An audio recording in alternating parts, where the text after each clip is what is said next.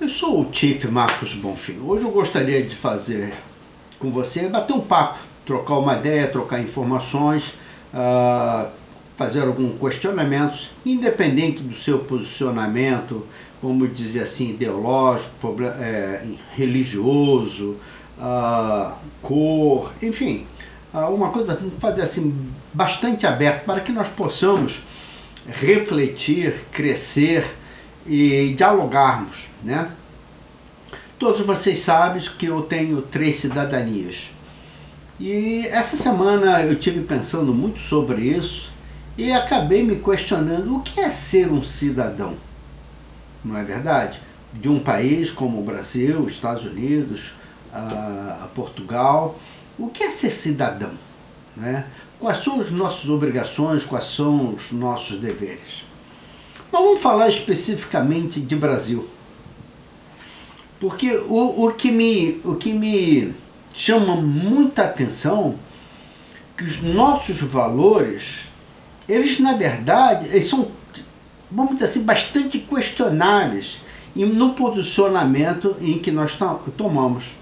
Vamos dar um exemplo sobre justiça, né? Há pouco tempo atrás nós tínhamos o juiz Moro, que era, vamos dizer assim, um ídolo nacional ao combate à corrupção, e hoje a imagem dele está bastante, vamos dizer assim, afetada, atacada por questão política.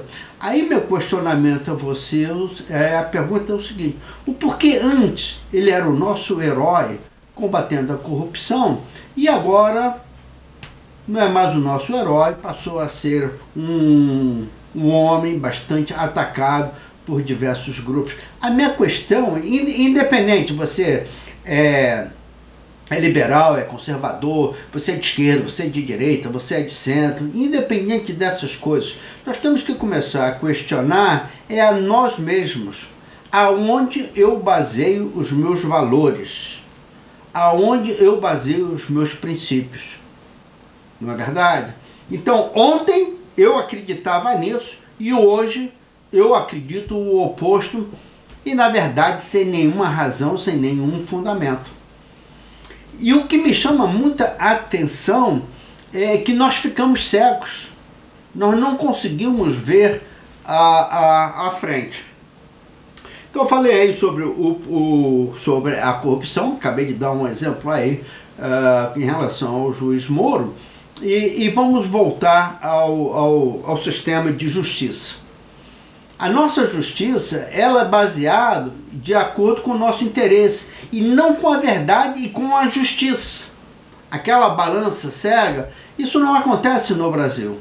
Isso não acontece na maioria, vamos dizer assim, um percentual muito grande com os brasileiros. Isso não acontece, infelizmente não acontece. A gente muda os nossos valores, os nossos princípios, dependendo de que lado onde nós estamos.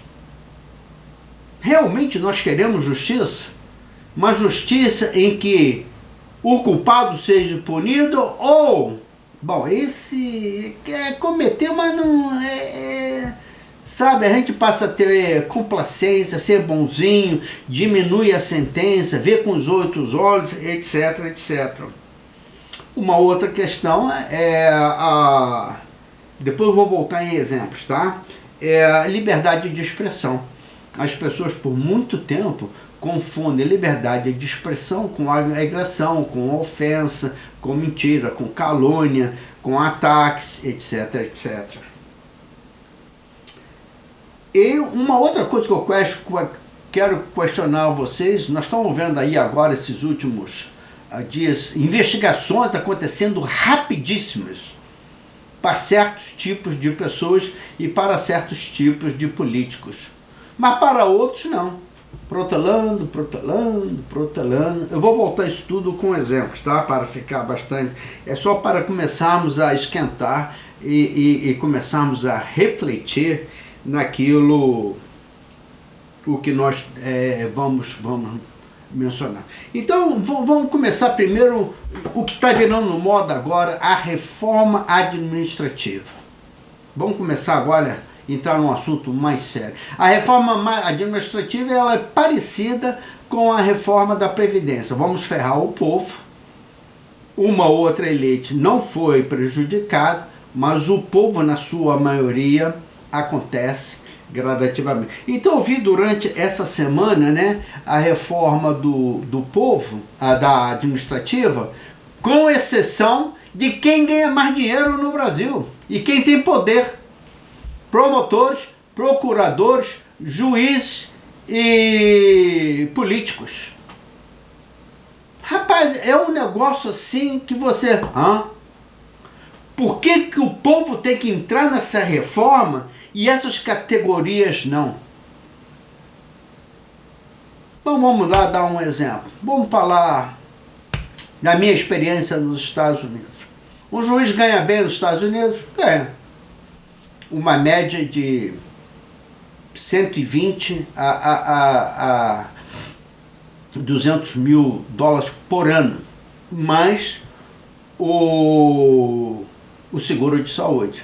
Se você dividir esse valor por ano, você não pode comparar com o dinheiro do Brasil. Se você começar a comparar, mas ele ganha, é um pouco relativo isso. Mas o que eu quero simplificar para você, é um bom salário, é um excelente salário. Agora, não tem motorista, não tem carro, não tem gasolina, não tem paletó, não tem benefício nenhum. Mas no Brasil, meu amigo, eles achacam o povo. O porquê que um juiz, ganhando o que ganha, ele tem que ter o benefício de pacote para educação para os seus filhos. O porquê que juízes têm que ter ginásio, academias dentro de um tribunal. Não. Por que um juiz tem que ter um motorista à disposição, com gasolina? Ele é um trabalhador, é um servidor público, nós estamos servindo eles e não eles a nós. O porquê nós temos medo? O sistema no Brasil está tão corrompido, que nós temos medo dele meter a caneta e olha, você sabe com quem você está falando? Eu vou te ferrar. Sua sentença é de 20 anos para o senhor calar a boca, para o senhor apodrecer. Nós temos medo disso.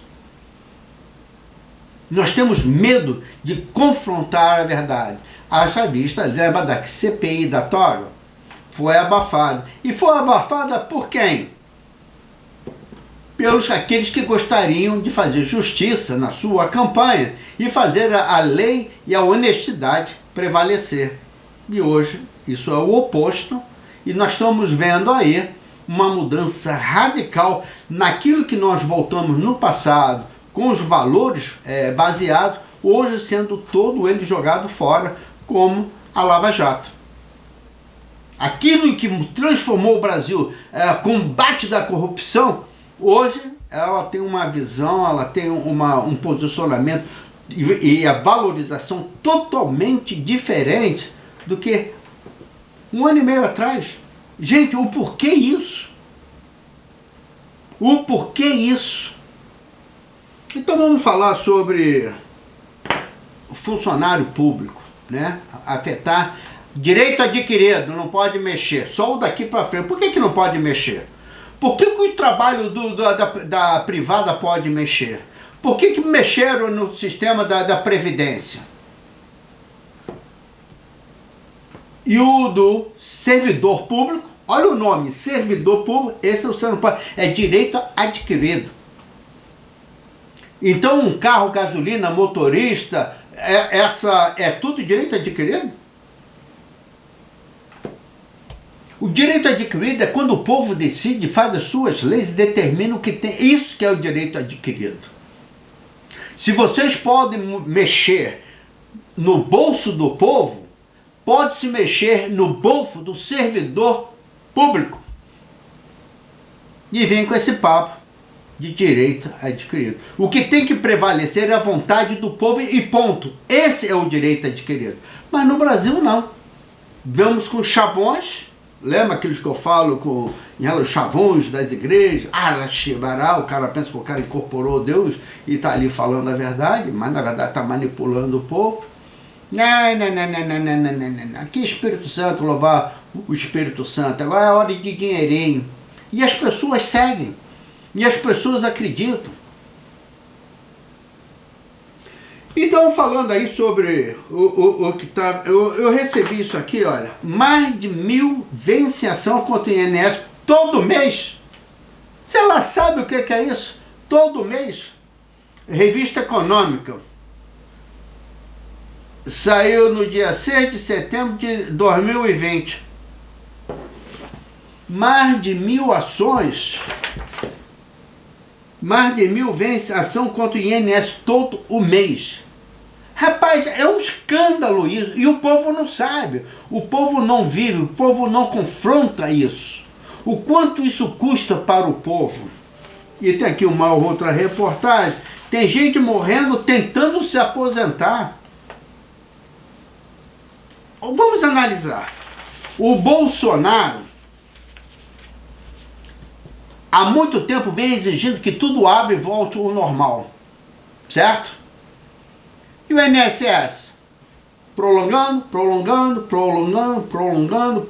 e não abre por quê? Se ele quer que todos os departamentos, toda a economia, tudo abre, e por que não em INSS? Sabe por quê? Porque sai dinheiro do governo. Vamos prolongar. Enquanto isso, gente está morrendo, enquanto isso, gente não recebe benefício, enquanto isso, o povo está sofrendo, vamos prolongar. Quer outro exemplo? Consulado brasileiro em Portugal. Quando eu cheguei aqui em fevereiro, eu precisava de um documento para atualizar minha carteira de habilitação, a carteira de motorista em Portugal. Existe um acordo entre Brasil e Portugal, em que eles aceitam, é reconhecida a sua carteira de motorista. Mas você tem que fazer um procedimento. Como sempre, são dois países extremamente burocráticos e você tem que fazer o procedimento. Você tem que pegar um documento no consulado brasileiro dizendo que a sua carteira ela é legítima, etc. Que tem lá o prontuário, enfim. Aí eu entrei em contato, só tem que entrar no site, entrei no site, fiz toda a marcação, isso foi no dia 12 de fevereiro. Marcaram para eu pegar essa documentação no dia 20 de março, 6 semanas depois. 6 semanas depois, 1 mês e meio. Uma semana antes, foi tudo suspenso, foi tudo cancelado devido a essa epidemia. Paciência, isso aí é uma coisa que não há controle. Aconteceu, paciência. Tempo passando, abril, maio, junho, julho.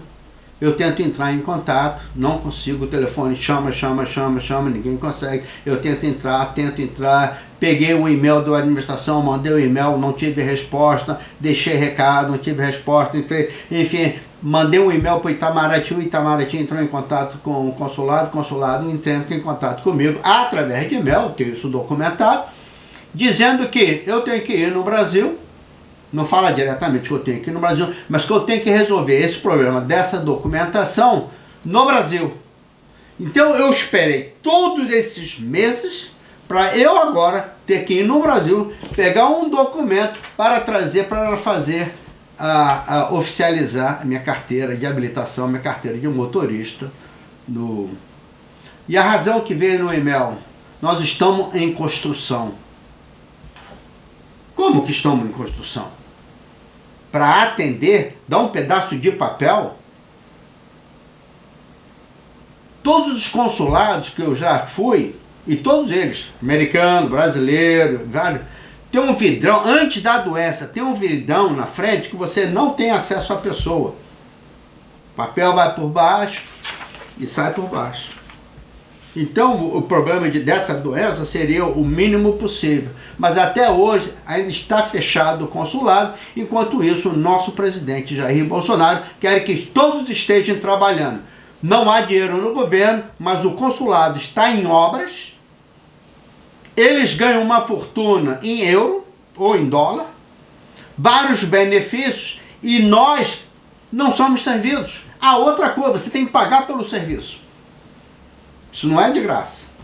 Você paga pelo serviço, eu teria que pagar 15 euros para receber um pedaço de papel para me dar entrada, seria o equivalente, o Detran de Portugal.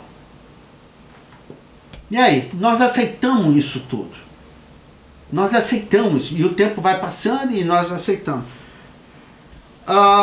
INSS, vamos falar da minha experiência. Eu trabalhei mais do que 15 anos no Brasil, antes de ir para os Estados Unidos. E ali na época que eu pagava INSS, era uma média de 12 salários, quando eu trabalhava na Gillette do Brasil. Gillette, a Effen, que é equivalente a Mars Company. Era pouco dinheiro, não era bastante dinheiro. Então, 15 anos e tal. Mas antes, se eu não me engano, foi o ano 1991. Antes, esses carnês não eram computadorizados. A gente pagava um carnê. Foi na época em que meu pai tinha autoescola, nós tínhamos autoescola, era considerado autônomo, nós pagávamos o carnê. Enfim, tem ali uns 4 anos de carnê pagos e isso não ficou computadorizado.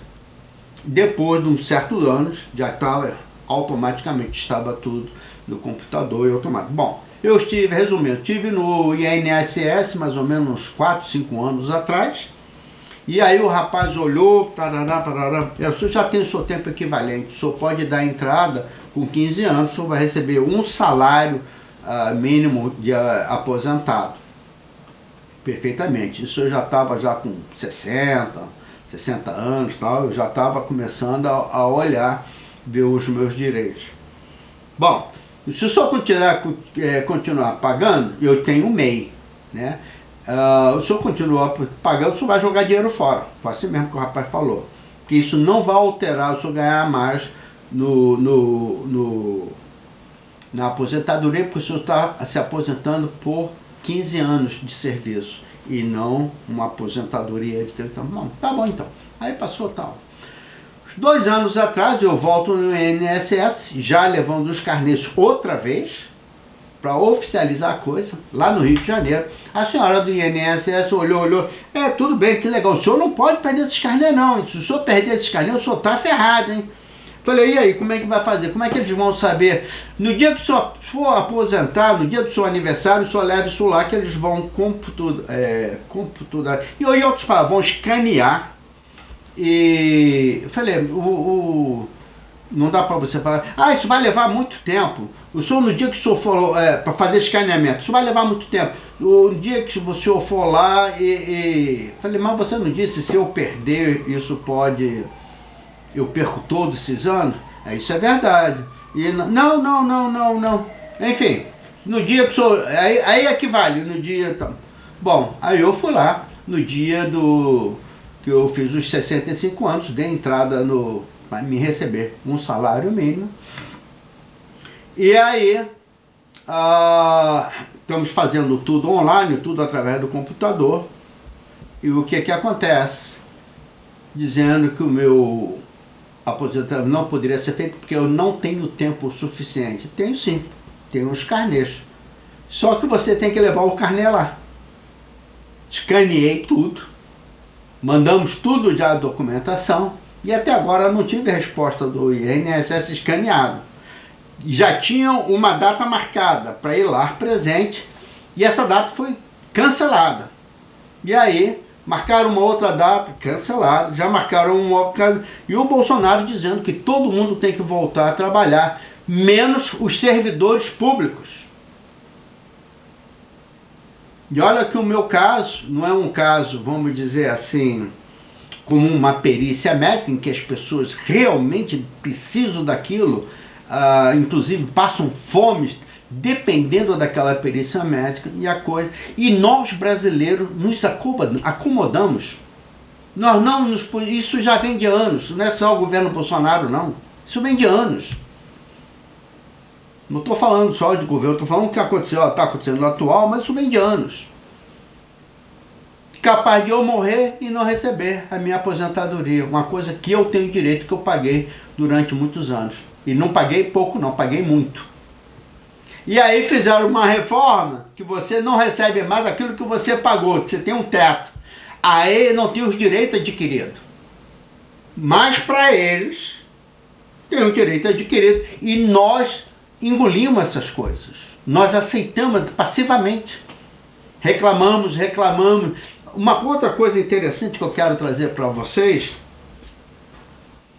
é que reclamamos dos políticos corruptos, tudo corrupto. Quem que coloca eles lá? Você já parou para pensar isso? Os políticos se repetem, são corruptos, estão respondendo o processo e nós estamos colocando eles lá outra vez.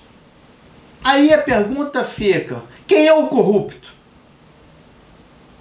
Quem é o corruptor? Quem promove a corrupção? E aí, nós vamos falar nos que fazem as leis. Nós colocamos os corruptos para fazer leis. E eles fazem a lei para quem? Para nós. Uma outra coisa que nós estamos aceitando passivamente, que é inaceitável, que nós como povo brasileiro deveríamos nos posicionar, a campanha foi toda baseada em verdade, em justiça, combate à corrupção, e hoje nós estamos vendo Flávio Bolsonaro, os bolsonaros em geral envolvidos em várias corrupções, e nós estamos defendendo, nós não, a maioria do povo, ou uns 30%, defendendo veemente, atacando os outros. Há uma juíza de direito bloqueia a imprensa, a liberdade de imprensa da verdade vir a público, e nós aceitamos. E o Bolsonaro comemora. Mas quando é para a quadrilha do fake news, que um agressor jogando bombas artificiais, ofendendo, ameaçando, indo em frente às residências fazendo coisas totalmente ilegais, o nosso presidente e os bolsonaros afirmaram que isso era direito de liberdade de expressão. Onde estão os nossos valores? E nós aceitamos. Nós queremos justiça para alguns, mas essa mesma justiça nós não queremos para alguns. O que nós somos? Nós temos que começar a refletir o que eu sou, quais são os meus valores. Por que os meus valores é para um, mas não é para outro? Os mesmos valores. Porque eu não gosto de um, a minha justiça é... Vamos dar exemplo, se alguém cometeu um crime, para esse crime, vamos lá, pedofilia, tem que morrer na prisão. Aí o amigo pedófilo, pô cara, que isso, vamos pegar uns 2 anos aí, tá bom, né? Pro outro pedófilo, com o mesmo crime, 30 anos, tem que morrer na prisão. O porquê isso? Cometer o crime é crime. Agora, o que me surpreende nós vimos uma campanha toda contra a corrupção e hoje a Lava Jato está acabando. Hoje há um combate dentro para se acabar com a Lava Jato. Hoje nós temos, quer ver só uma coisa para vocês entenderem? Vamos falar de policial, sistema policial, todos os departamentos, militar, todos eles. Menos mas tem problema ainda, menos na Polícia Rodoviária Federal, que você vê o resultado totalmente diferente das outras polícias. Dentro dos departamentos que você paga o salário e a coisa não anda. Polícia Federal é uma briga interna, agente, escrivão, peritos, papilocopista, tudo contra os delegados. Os delegados contra eles. É um inferno você trabalhar num lugar assim. Não produz. Se eu fosse uma empresa multinacional, estava todo mundo na rua. Ou a pluma, ou trabalha, ou o produto, está todo mundo na rua. Mas não, nós pagamos. Você sabe quanto ganha um delegado? 25, 30 mil por mês? Mais os benefícios? E nós pagando e a coisa não produz. 8% só chega à justiça e 3% só são condenados. O número é fato. Não é oba-oba, não. A mesma coisa acontece na Polícia Civil. Na Polícia Militar a mesma coisa, os praças contra os oficiais, e a coisa não produz. E nós que pagamos a conta toda, aceitamos. A criminalidade, por exemplo, aí no Rio de Janeiro, a polícia presente, se paga a polícia, se paga a mesma polícia para fazer o mesmo trabalho, se paga os oficiais para organizar o mesmo trabalho, você paga dobrado. Ainda fazem negociata com as prefeituras para pagar o sistema de segurança falido. E nós aceitamos. É coisa para se refletir, para pensar, quando é que nós vamos mudar? Independente se você é PSL, se você é PSOL, se você é PT, nós somos brasileiros. Há uma outra coisa que foi bom falar sobre isso. Democracia, somos um país democrático. Temos que acabar com o comunismo. Temos que acabar com o PSOL. Temos que acabar com o fulano. Temos que acabar com isso. É mesmo? Temos que ter só um partido só, o dono da verdade, o PSL, que até hoje está rachado, que nem o presidente teve a liderança, conseguiu liderar o seu próprio partido, hoje está sem partido. Os outros, Flávio e o Eduardo, não saíram por causa do esquema milionário que tem dentro do partido. E nós admitimos pagarmos bilhões para fazer campanha, para colocar os mesmos de volta. Rapaz, é a mesma coisa você pagar o teu amante. Olha, vem lá em casa, tem uísque lá, olha, eu fiz um bar para você. Vai lá em casa, lá minha mulher tá lá esperando, tá tudo lá, tudo preparado para você. É isso que nós estamos fazendo, cara. Isso é só para você fazer uma ilustração. E aceitamos essas coisas. Aceitamos essas coisas. Fazer uma reforma administrativa, mas quem está fora são os que ganham muito e tem muito poder na mão.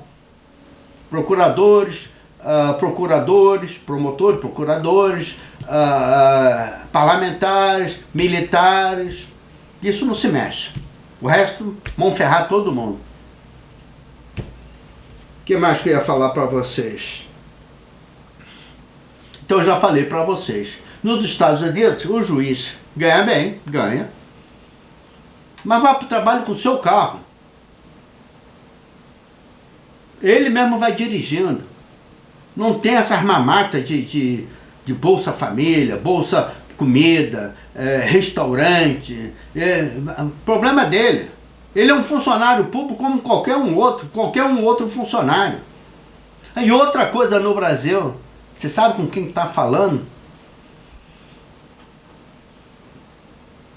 O senhor está preso, eu sou juiz, o senhor está preso.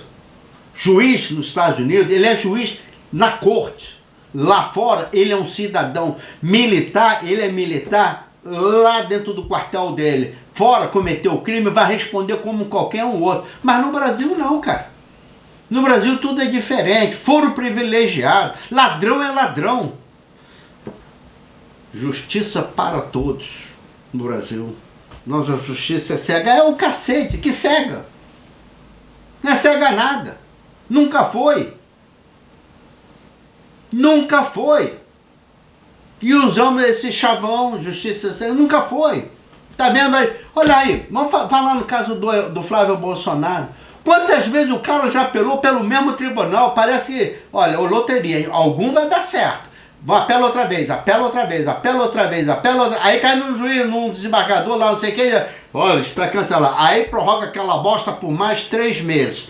Aí você tem que fazer apelação, uma fortuna para manter esses caras.